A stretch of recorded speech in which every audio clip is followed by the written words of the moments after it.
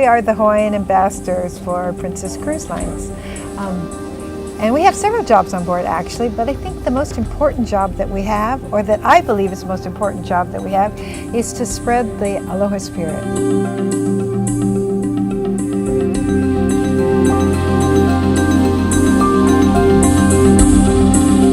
Alo means seed or birth. Ha is the breath of life.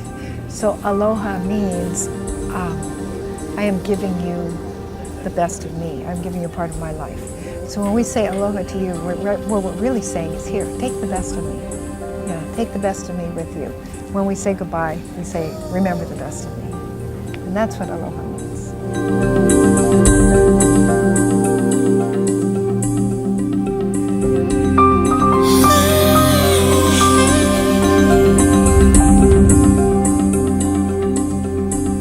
You come to Hawaii because of the aloha spirit and the culture, along with all of these unique things that are here that are Hawaiian. And this culture that had been growing for over 1,000 years before Captain Cook came meant that these people had almost everything they needed in Hawaii. They had certain rules that they needed to follow, which was their religion, but they had no word for religion. The culture was one to go around and welcome people, to go around and be doing good things to people, to do what you would want people to be doing for you, back to you. So they welcomed Captain Cook. They welcomed us now as tourists to come on through. They were so proud of their culture and about the Hawaiian Islands that they want you to come and spend time. Well, the island is Oahu, and Honolulu is the capital of Oahu. It's the capital of the whole Hawaiian Islands. It's the most populated of all the islands as well. And it's the home of Waikiki, the famous Waikiki beach. And there's so much to see there. My mom lives in Waimanalo on the other side of the island. I have brothers and sisters that live in Oahu that we visit as often as we can. But there's a lot to see there. You go to the other side, you go up to the Pali, and they have scenic places where you can see and view both sides of the island. And then you go on the other side to Kaneohe, to Kailua beaches there, beautiful places, and Waimanalo. And then you go up to the North Shore, where you have the Polynesian Culture Center. It's a must-see, the Polynesian Culture Center. They have the World Fire Knife Dance competition there as well. The canoe pageant here at the Polynesian Cultural Center, the current title is Rainbows of Paradise. Really what it's talking about is the people, and how all of the different cultures in Polynesia, when put together, we make a real nice rainbow for everybody to enjoy and appreciate.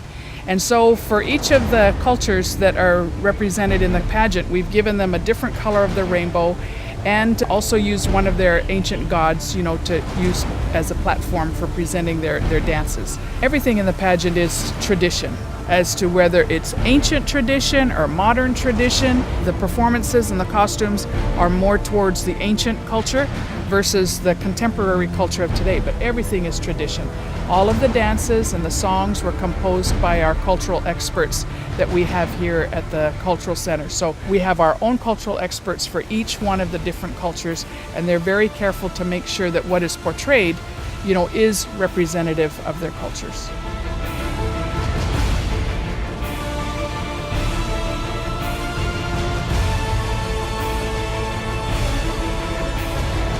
I can feel the crowd. I make fire. I try to make fire as fast as I could. And I mean, right there. In a few seconds, I'll do the fire. There are other shows that are outside there doing fire, but if I can come on the top of that, then I'll be, people, wow. It gives that wow to the people. They remember yours more than anybody else.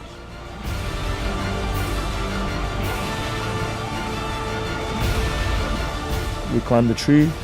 The boys, they gotta climb all the way up, because there are other shows out there that'll climb the tree, but if we don't climb all the way up and be strong, they'll remember that your show was not great. They'll remember that your guy never climbed the tree all the way up. They'll remember that, he's a fat kid. He wasn't as strong. He doesn't match up with what he's doing. But if a kid got up the tree and show the muscle, it's just boom, and people respond to you right away, and they're honest. People are honest, you know. If you tell them scream, they don't want to scream, they won't scream. But if you tell them scream and they really like, oh, they'll scream. Those girls will scream. And men will scream too.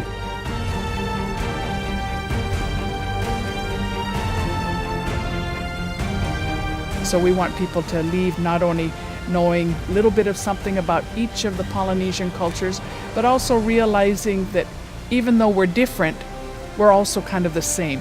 We have a lot of similarities with other people from around the world and their cultures. We're not so different at all. When you come to Polynesia, or you marry to a Polynesian, you marry the whole family. One of the main things that we share is love for one another.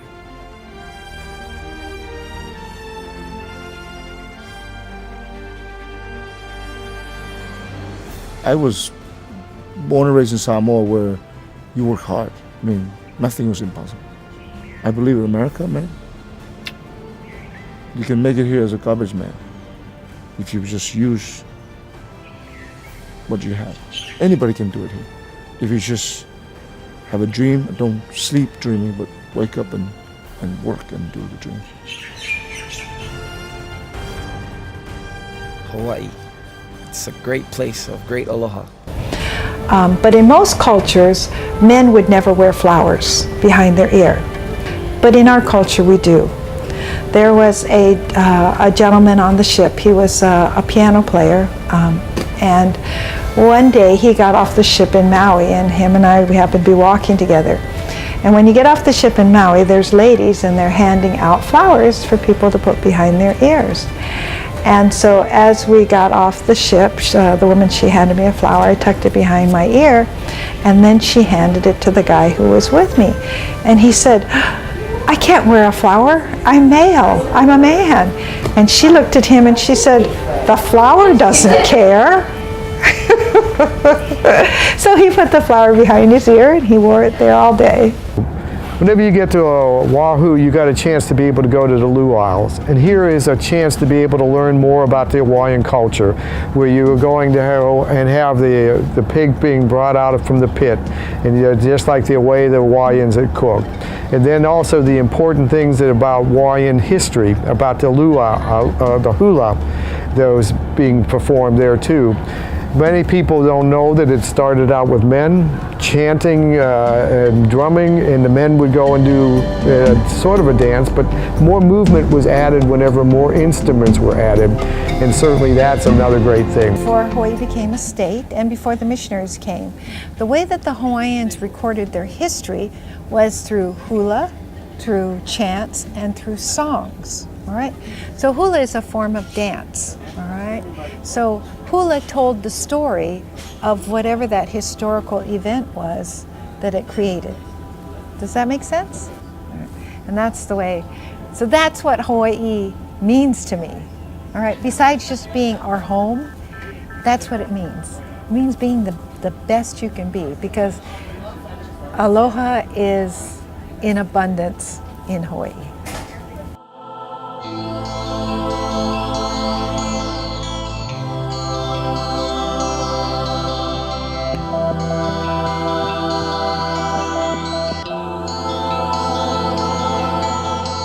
I was born and raised in the entertainment industry. My grandfather and my grandmother met in Hollywood dancing hula and Samoan fire knife dancing, and then it led to my dad, who's a musician, and my aunt, who's on billboards of the Sheraton Waikiki dancing. So my cousins and all of us, my sisters, my siblings, we all dance together. And it's something where, like, literally up into this cruise, I've been working full time and I haven't gotten a chance to dance, but the fact that it's in my blood and it's in my passion of what I love to do, it's easier for me to embrace it and to share it with everybody.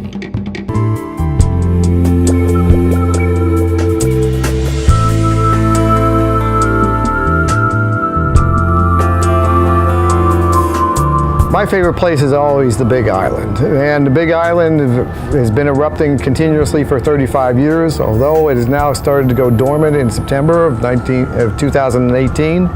But the Big Island has lots of exciting hikes to be able to go and do, short hikes that you can do whenever you're out.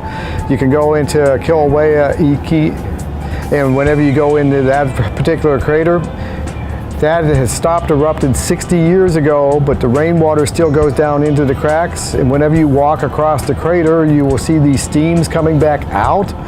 It is such an amazing one because you start off with this beautiful hike right along the rainforest on the edge of the crater and then down in through the crater. Beautiful.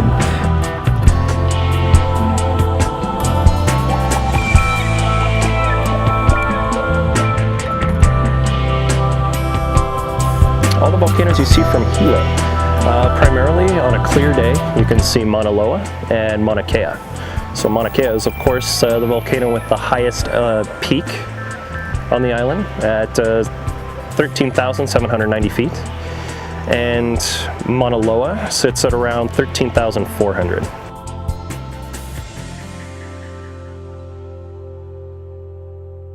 But the Big Island also has Akaka Falls, and that is an amazing place too.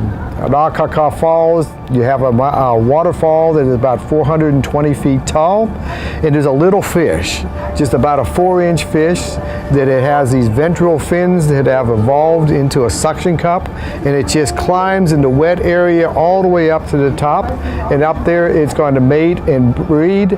It's going to have its eggs, and then the young ones fall over the falls, goes out to the ocean, and that next generation has to come back and make that amazing hike all the way on up there, climbing that wall. The current lava flows came out of the Kilauea volcano, and that's what affected us this summer.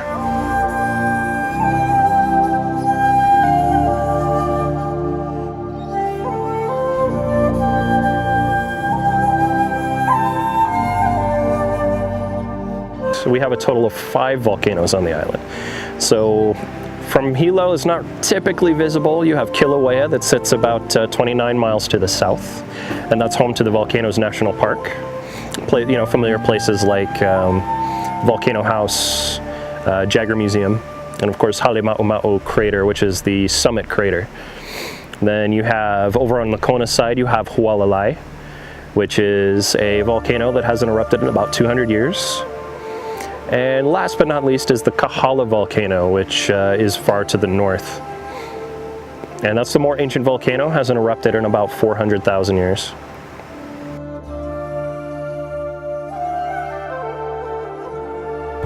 So I think the Big Island has lots to offer. You can see whales coming in at Hilo.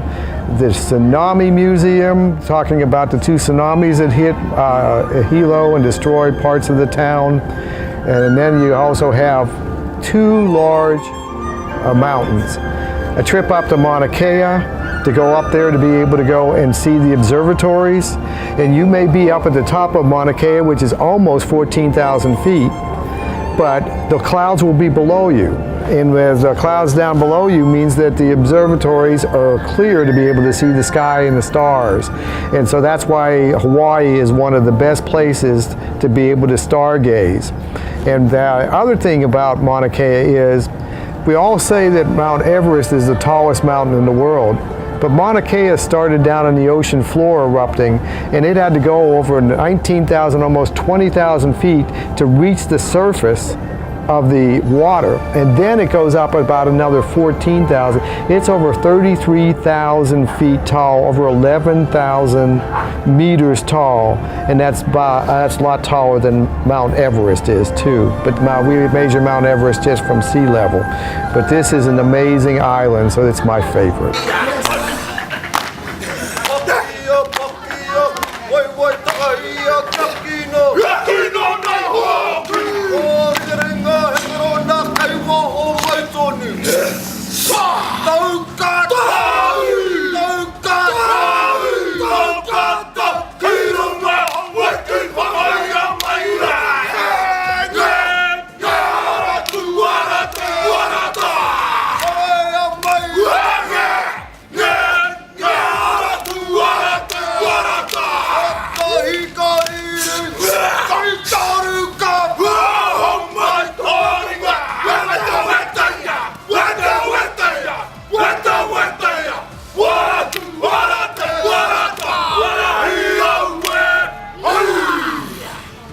Because the Hawaiians did not have a haka.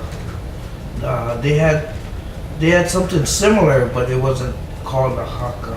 And it didn't serve the same purpose as the Yes. haka, because the haka originally was when you met up with somebody that you didn't know, all right, and you were standing face to face with them.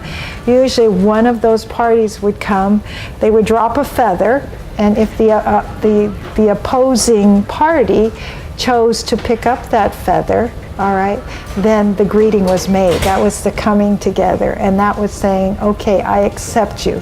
If you didn't pick it up, then there was a challenge. All right, then the opposing team said, no, we're not going to work in harmony with you. But if you picked up the feather, that means I accept your friendship. And I believe that's where the haka originally came from. But whenever we get on to the next island that we would stop at, Oahu, there's so much. I mean, this is where most of the people are. But being a national park ranger, I would have to say that I think the highlight, and also it's because it's the #1 attraction in Hawaii, is Pearl Harbor. And anybody who happens to go to Pearl Harbor, it's a very moving experience to think that these men were attacked even before the declaration of war. And whenever that bomb blew up the Arizona, 1,177 men were killed out of a complement of about 1,400. And what you find then is that their bodies are still, many of them, over 1,000 of them, are still entombed in that ship. That is their place to rest for all eternity. But whenever you go out there, then I think for anybody, especially for any American, it's a very moving experience to think that here it is, that we're honoring these men that died at the beginning of the war. The architect there, whenever he designed the place that you go out to, he designed it so that it was tall at one end and then it sags in the middle and tall at the other end, indicating that America was strong whenever the attack occurred. It weakened whenever it had to fight the war, but it came out strong at the end. And then the oil that was in the ship, the fuel oil to run the battleship, much of it is still there in the ship, but a little bit leaks out every day. And whenever they go out there, the veterans would say, that is the black tears of the men that are crying that are entombed in this ship.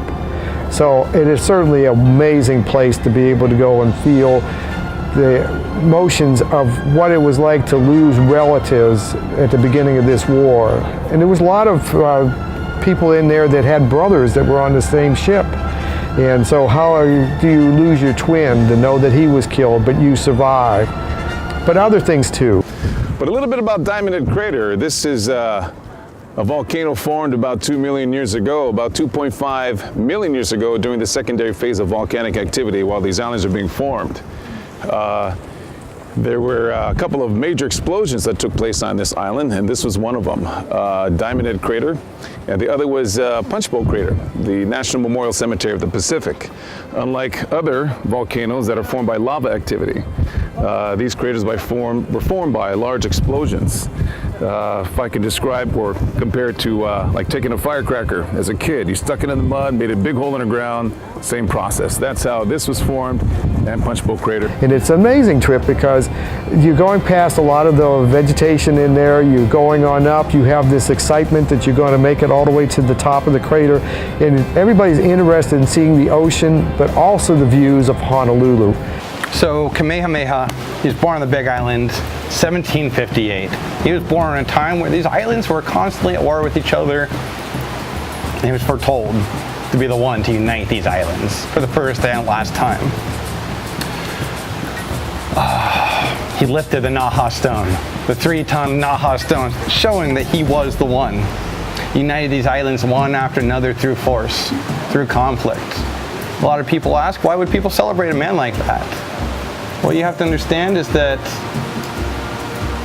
he had the most mana. He had the most power. Mana is life energy. We all have mana. We all have a life energy. Some of us, our life energy is stronger than others. Some are more in tune, but it's the energy that is specific to each and every one of us. If you were going to ask me what I think is the most beautiful island, I would have to say Kauai, and I think everybody says that too. And that's why so many of the movie companies have come down to Kauai, and even there's been a lot of TV programs about Kauai. And the thing about Kauai is that it's probably about 5 million years old. It's been moving on this plate, the Pacific plate, at a rate of about 4 inches a year. And with all that then, it started out as a large volcano like Mauna Kea and Mauna Loa. And then this massive amount of rainfall has been eroding it on down. It's shrinking in size. But as it does that, it goes and cuts these flutes in the sides of the walls.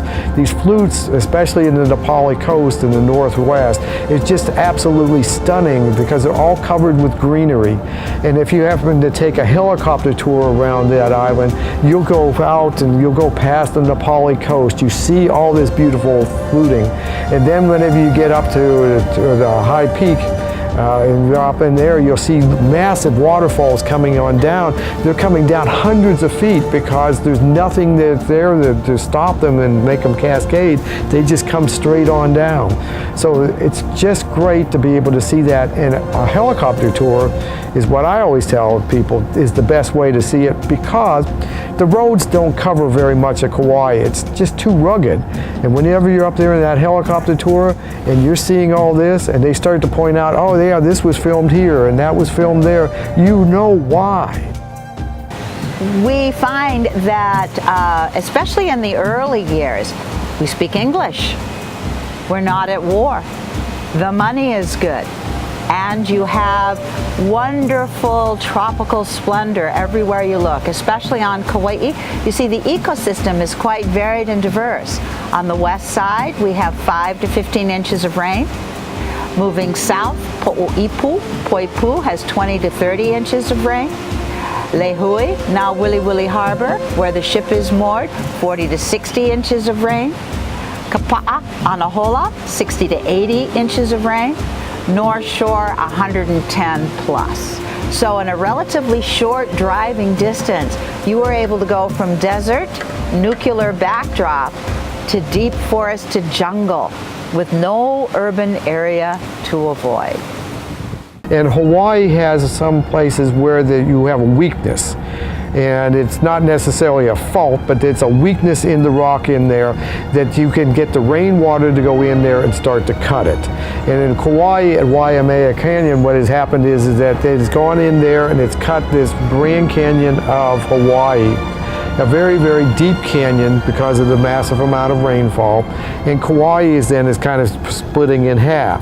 Sometimes in the ancient history, some of them, like Molokai, we've had that happen before, and one half of the East Molokai volcano just slid right off into the ocean, probably forming a massive tsunami. And that is because it can't bear its own weight anymore. There's a weakness in the rock, and then it starts to go and fall in. Maybe that's what will happen in future years with Waimea Canyon and Kauai. But as for now, it's just a great place to go. You stand there on that edge, and you look down into that.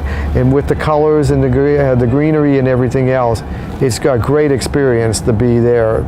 Waimea Canyon is certainly maybe the most spectacular place to be able to go visit. So back in the day when they had the sugarcane fields, the migrant workers that used to work those fields in the very beginning, they didn't have gloves.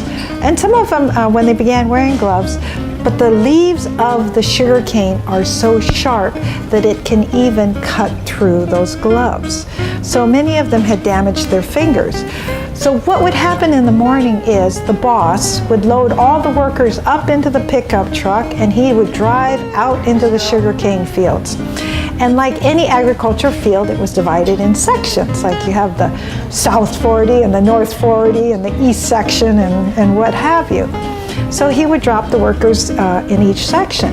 Well, at the end of the day, they better not be where he dropped them, because then that would mean that they weren't working. So he would get in his truck come 5 o'clock and he would drive down the road and he would yell out, he would stick his head out the window and he'd yell, "Hooey! hey, which is kind of a call that we make in Hawaii when we want to get someone's attention. And the field worker, he's in the middle of the cane, he'd pop up and throw his hands up in the air. Well, it just so happened he lost some fingers. And so this signal became a sign, kind of like a sign language, like, I'm over here, I'm over here. Well, as time passed on, that caught on, so when we see somebody at a distance that we can't talk to, but we want to acknowledge that you're there, we always give you one of these, all right? And it's now also became a way to say aloha, all right? I see you, oh, aloha. I worked at Haleakala National Park, and people come up to Haleakala before sunrise. They do not realize that they are going up 10,000 feet, 3,000 meters high. And you know, whenever you go up, you're going to get a lot colder. So what happens is that they will be woken up very early down at their hotels, and they will come up, but some of them haven't paid attention about bringing jackets and to stay warm. And whenever they get up to Haleakala, there's a legend that is made Haleakala famous, and that has to do with the demigod Maui. Now Maui was half man and half god. That's what demigod means. And whenever he got up there, what he wanted to do was to go and capture the sun. And why he was doing that was the sun used to travel across the sky very quickly, so he wanted to slow it down. He got up there before sunrise, and whenever he was up there at sunrise, the sun coming over the crater of Haleakala would look like you would see all these nice, beautiful rays coming to you whenever you were looking at it up there at the visitor center. Those were supposed to be the arms and the feet, or the legs, of the sun. And so Maui goes out there, he ropes all of those. He holds on while the sun tries to get away, and he's trying to hold on, and the sun's pleading for its freedom. And the sun says, what do I need to do to be able to be released? And he said, what I want you to do is I want you to go across the sky much, much slower, because you do not give my mother's laundry enough time to be able to dry.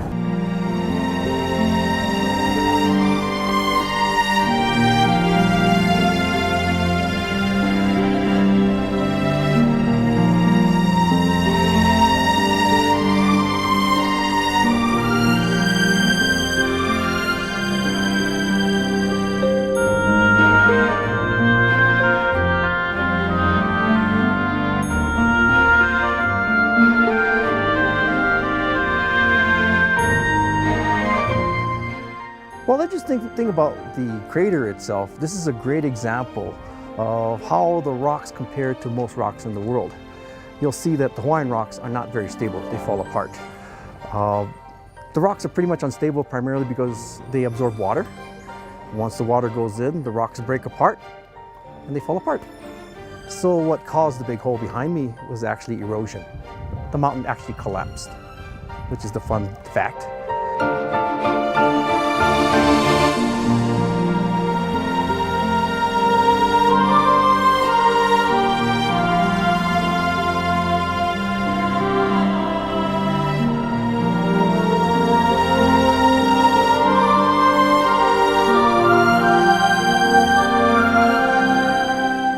Relates to the geology. Behind me, you'll probably see the big crater, and you can see the slopes on this side and the slope this side. And if you were to follow the angles to connect the dots, you'll see that the mountain was actually much higher. Some estimates put us at over 14,000 feet, so just about 5,000 meters above sea level. At that height, do you think we could have had a snow cap? And as that snow cap melted, it created those stream beds you see above the cloud line. So it's a way of telling us that what the mountain's history was. A big mountain that collapsed, forming this big crater. The legend about Maui has to do with him and his brothers. And one day he convinced his brothers that he wanted to go fishing. And he wanted them to go and row the canoe, so out he went and fished. But he said, I want you to face forward, and I just want you to go and paddle, and I'm going to fish in the back. And so he threw his Maui hook into the water, and it went all the way down to the bottom of the sea, and it grabbed the bottom of the sea. And so he told his brothers, paddle harder, and he started to go and pull up the bottom of the sea, and he's getting his brothers to continue to do that until the bottom of the sea rose as an island. Then he would go to another place and he threw it in again. And he would do the same thing. And his brothers kept on pulling and paddling, and he pulled up another island, one island after another, after another, after another. But as they were doing that, his brothers got tired, and one of them then turned around and broke the spell. And that was the end. He had pulled up all the islands that he could possibly pull up, and that became the Hawaiian chain. So a very neat legend or myth about how that was formed. What I enjoyed the most is the fact that I'm at home. When I come to work, I can go to Samoa. I love it. This place is a home. It's like a second home, you know? Because you come here, you meet tons of people. It's just a good feeling to come to work, to see those things and interact every day, and it's always a good feeling. And I love that. It's like being home away from home.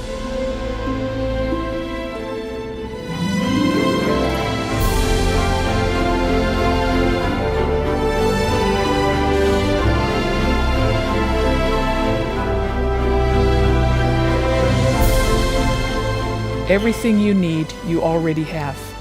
And one of the missions of the Polynesian Cultural Center is to help people realize that. You know, people are always chasing after money. They're chasing after things that are elusive. And they don't realize that the things that give them the most happiness and the most gratification in life is right there around them.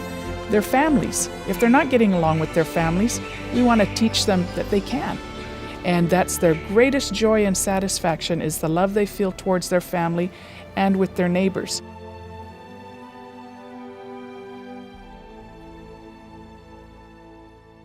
The last 25 years I've been here, millions of people have come here. And we've touched many people's lives. There are people searching for cultural experiences. People have no culture.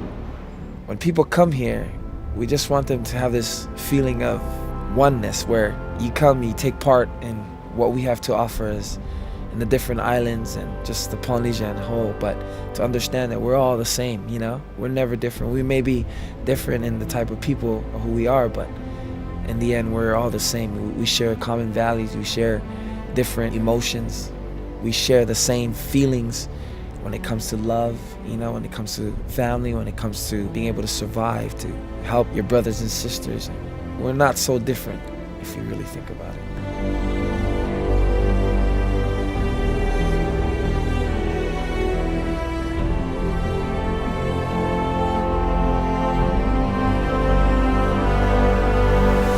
This place was created for our students to have jobs, you know, that attended the nearby university, to have employment for them.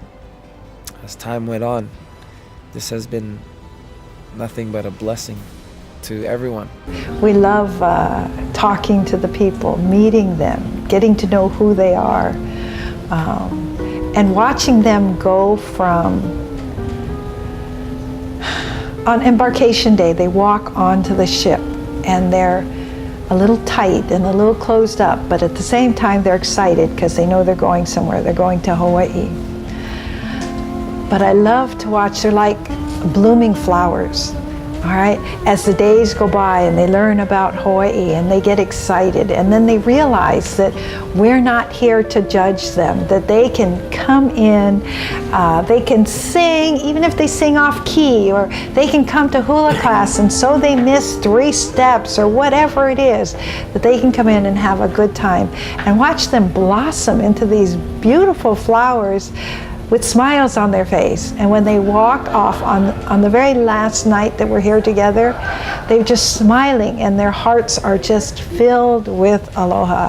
And that's what makes us really love what we do.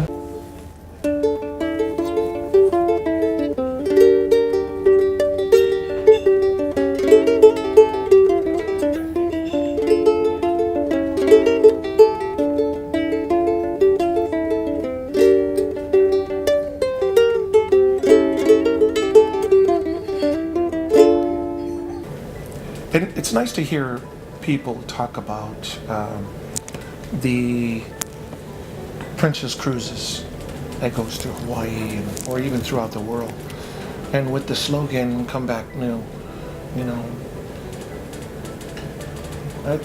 As ambassadors, we want people to come back new, and we're so very thankful and honored to work with Princess Cruises to make a difference in the lives of so many people that sometimes it's their only cruise, and they end up coming back for more. And it would be good to see them again. As we say, it's never aloha oe, goodbye. It's until we see you again. Aloha.